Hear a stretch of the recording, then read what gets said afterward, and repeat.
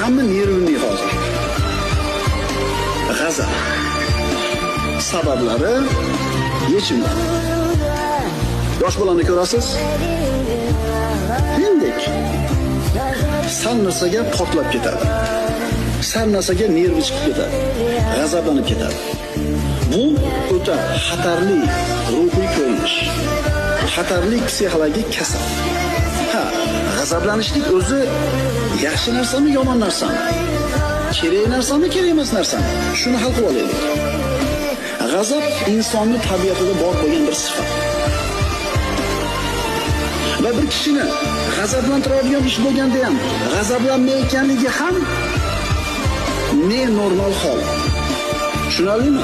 Normalniy odamda g'azab bo'ladi. Faqat bu normalniy odam qayerda g'azab qilish kerak, qayerda g'azab qilmaslik kerak, farqini bilish kerak. Musulmon odamda g'azab bo'ladimi? Bo'ladi. Allohning hududi buzilganda g'azabi keladi. O'zini shaxsiyatiga nisbatan odamlar tajovuz qilsa, o'zi uchun g'azablanadigan o'rinda odamlarni avf qiladi, kechiradi.